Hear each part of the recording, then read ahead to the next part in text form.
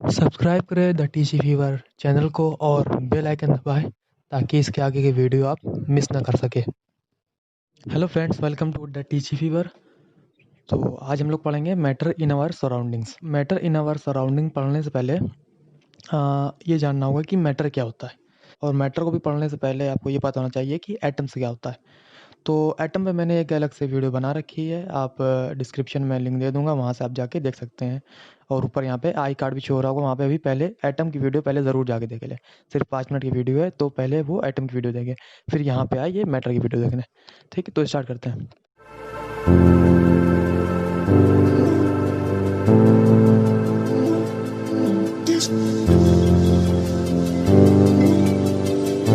तो जैसे हम अपने सराउंडिंग मतलब आसपास में देखते हैं कि कोई भी चीज़ मान लेते हैं, जैसे हमारा मोबाइल है, हमारा लैपटॉप है, हमारे चेयर है, टेबल है। तो ये जितनी भी चीज़ें हैं, पूरी यूनिवर्स में जितनी भी चीज़ें हैं, सब मैटर से मिल के बनी हुई हैं।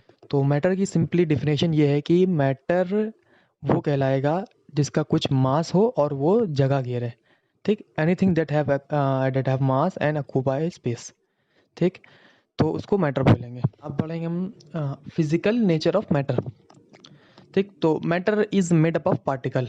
मैटर पार्टिकल से मिलके बना है, जो कि आपको नेकेड आई से मतलब आपकी अपनी ऐसे इजीली नहीं देख सकते हैं। माइक्रोस्कोप से उसको देखा जा सकता है कि कौन से पार्टिकल से मिलके बना है, क्या इसका साइज़ है। ठीक, तो इसी को थोड़ा एक्सप्लेन करने के लिए एक एग्जांपल है। जैसे पानी लिया मैंने, ठीक, 100 ml, उसमें थोड़ा सा नमक डाल दिया। ठीक, चाहे 1 चम्मच 2 चम्मच जितना भी नमक डाल दिया। ठीक, अब थोड़ी बार देर बाद आप ये देखते हैं, नमक हो या शक्कर हो, शुगर हो, तो थोड़ी देर बाद देखते हैं कि वो गैप हो गया है। अब वो गैप हो गया मतलब डिज़ोल्व हो गया। डिज़ोल्व हो के गया कहाँ आखिर? ठीक, रहता तो पानी में।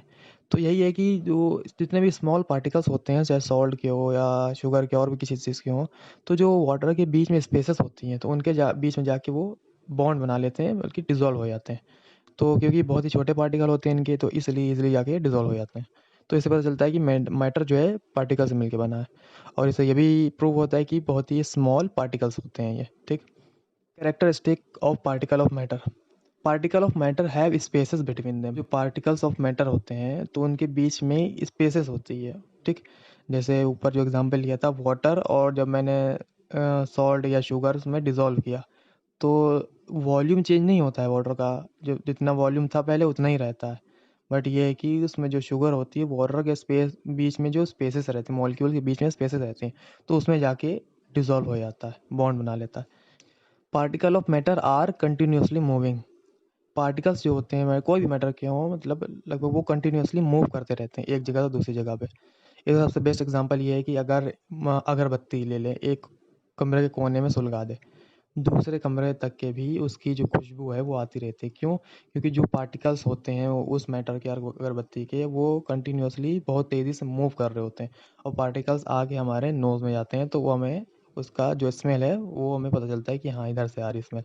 इस तरह से खाने की, कोई भी खाना पक रहा होता है दूर पे भी, तो उसकी स्मेल आती है, तो उसके जो पार्टिकल्स होते हैं वो कंटिन्यूसली मूव कर रहे होते हैं, तो इसलिए वो हमारा दूर से भी स्मेल आ जाती है। Particle of matter attract each other. जितने भी पार्टिकल्स होते हैं वो एक दूसरे को अट्रैक्ट कर रहे होते हैं, मतलब अपनी तरफ खींच रहे होते हैं, क्योंकि तभी वो बॉन्ड बनता है, तभी वो एग्जैक्ट मैटर के फॉर्म में एग्जिस्ट करते हैं। तो जितने बीच में उनके सब के बीच में एक अट्रैक्शन फोर्स होता है। ठीक है, फोर्स ऑफ अट्रैक्शन होता है। States of matter. मैटर के स्टेट्स जो अगर मोटा मोटा बोला जाए तो 3 होते हैं: सॉलिड स्टेट, लिक्विड स्टेट और गैसियस स्टेट। और एक प्लाज्मा स्टेट भी, फोर्थ स्टेट भी होता है, वो आप आगे फर्दर स्टडी में पढ़ेंगे। सॉलिड स्टेट, तो जो सॉलिड स्टेट होता है मैटर का, उसका जो शेप होता है वो डिफिनेट होता है, मतलब एक फिक्स शेप होता है उसका, उसकी बाउंड्रीज भी एक फिक्स रहती हैं, फिक्स वॉल्यूम होता है, और नेग्लिजिबल कंप्रेसिबिलिटी होती है, मतलब उसको कंप्रेस नहीं कर सकते हैं कुछ, नेग्लिजिबल होती है, मतलब ज़ीरो के ना के बराबर उसकी कंप्रेसिबिलिटी होती है। ठीक, तो सॉलिड का क्या होता है कि वो अपनी जो शेप होती है वो मेंटेन खुद से रखते हैं, कि उनकी खुद की शेप होती है। ठीक, अब आता है लिक्विड स्टेट। लिक्विड का कोई फिक्स शेप नहीं होता है, ना ही फिक्स उसका वॉल्यूम होता है। ये जो कंटेनर का शेप होता है, उसी में जिस कंटेनर में रखे होते हैं उसी का वो शेप होता है। जैसे पानी है, कोई जार में रखा है, तो वो पानी का वो शेप हो गया, मतलब उस टाइम पे वो शेप हो गया।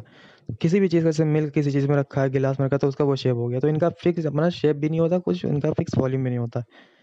अब लिक्विड फ्लो करते हैं, ठीक, सॉलिड फ्लो नहीं करता है, लिक्विड फ्लो करते हैं।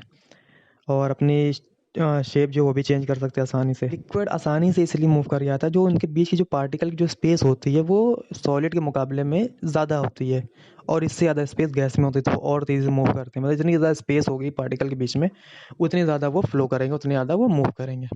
ठीक, तो अब आता है गैसीय स्टेट।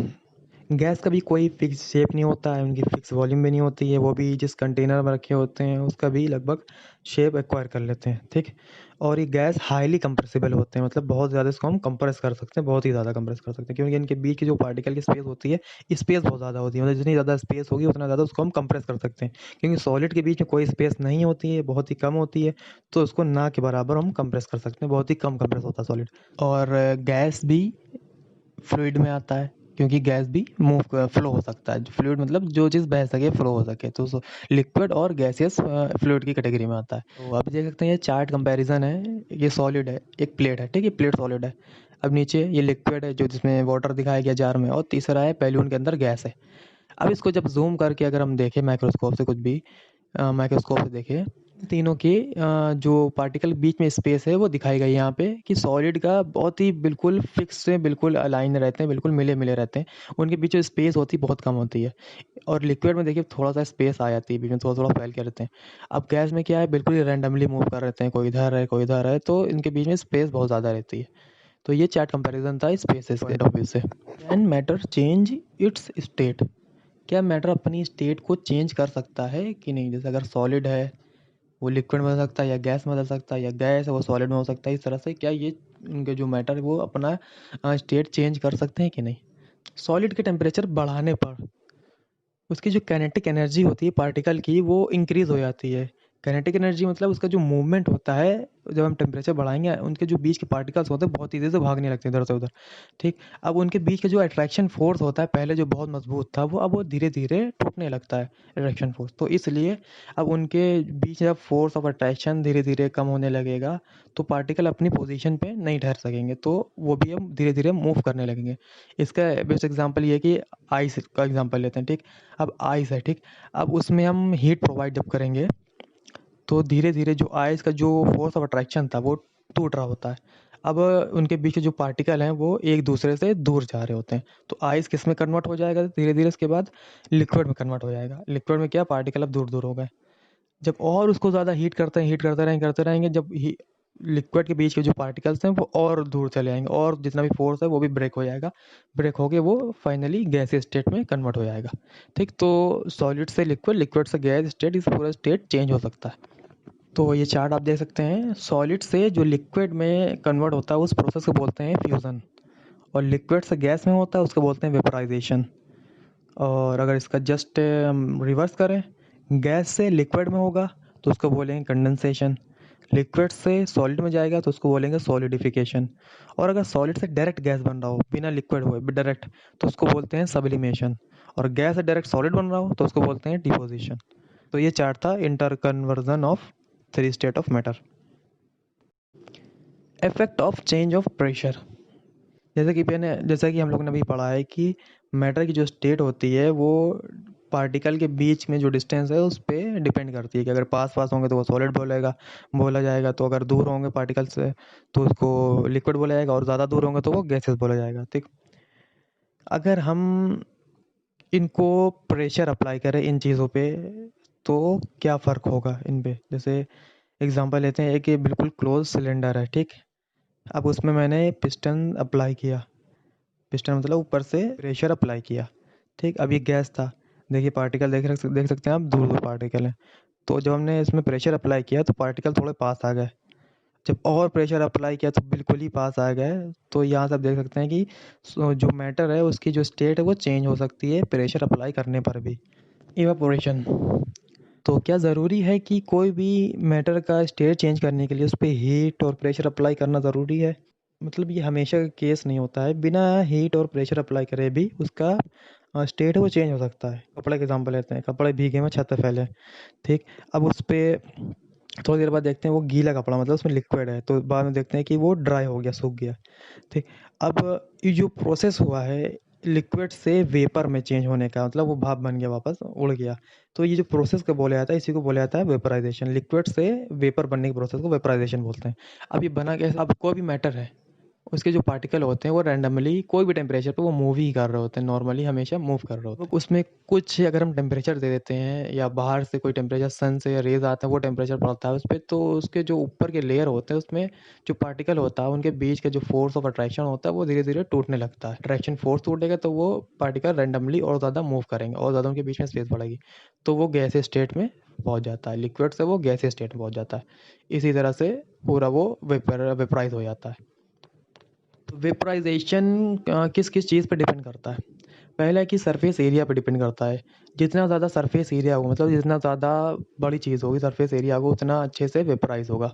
अगर बहुत ही छोटा एरिया है तो उसमें वेपराइजेशन में टाइम लगेगा।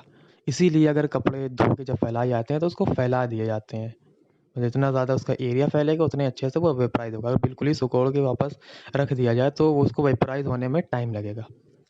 दूसरा है कि टेम्परेचर पर डिपेंड करता है। जितना ज़्यादा हम टेम्परेचर बढ़ाएंगे उतने अच्छे से वेपराइज होगा, क्योंकि टेम्परेचर बढ़ाने पर काइनेटिक एनर्जी बढ़ेगी, जिससे पार्टिकल्स जितने भी हो उसके छूट के वेपर वेपर वेपर फॉर्म में कन्वर्ट हो जाएंगे। ह्यूमिडिटी पे भी डिपेंड करता है। ह्यूमिडिटी क्या है? जैसे हम बोलते हैं उमस हो रही है, ठीक। ह्यूमिडिटी होता है कि कितना amount of water vapour air में प्रेजेंट है, ठीक। तो अब जब ह्यूमिडिटी ज़्यादा होगी तो जल्दी वो वेपराइज नहीं होगी, क्योंकि पहले ही से वाटर वेपर एयर में मौजूद है, तो ह्यूमिडिटी से वेपराइजेशन कम हो जाता है। चौथा स्टेप तो बहुत ही नॉर्मल है कि इंक्रीज इन विंड स्पीड। हवा को अगर हम तेज़ करते हैं तो उससे भी वेपराइजेशन जल्दी होता है। Why should we wear cotton cloth in summer? गर्मियों में हम कॉटन क्लोथ, कॉटन कपड़े क्यों पहनते हैं? कॉटन क्योंकि बहुत ही अच्छा एब्जॉर्बर होता है वाटर का, मतलब अच्छे से वो एब्जॉर्ब करता है पानी को। इसीलिए वो कॉटन से हमें ज़्यादा गर्मी नहीं लगती जब भी गर्मियों में कॉटन के कपड़े पहने जाते हैं, क्योंकि वो जब लिक्विड एब्जॉर्ब करेगा हमारे जो बॉडी से जो पसीना निकल रहा है, इसीलिए जब पसीना निकलता है, पसीना इसीलिए निकलता है जो अंदर की हीट है उसको निकाल के बाहर निकलता है, ठीक। अब पसीना जाके एब्जॉर्ब हो जाता है, कॉटन के कपड़े में एब्जॉर्ब हो गया, ठीक। अब वो जो लेयर होती है लिक्विड की, वो अब एब्जॉर्ब करती है हीट को जो हमारे अंदर बॉडी में, तो इसलिए कॉटन कपड़ा ज़्यादा अच्छा एब्जॉर्बर होता है लिक्विड वाटर का, इसलिए हम वो गर्मियों में पहना जाता है। Why do we see water droplet on the outer surface of a glass containing ice cold water?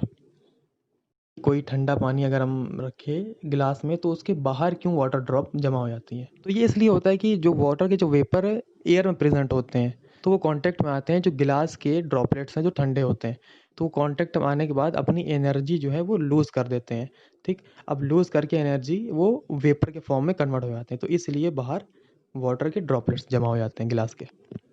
तो वीडियो अगर अच्छी लगी तो लाइक करिए, और अगर कुछ इसमें आपको कन्फ्यूज़न है या कुछ नहीं समझ में आया तो आप कमेंट कर सकते हैं, और आप हमारे इंस्टाग्राम पे भी फॉलो कर सकते हैं, और हमारे चैनल को भी सब्सक्राइब करिए। Thanks for watching.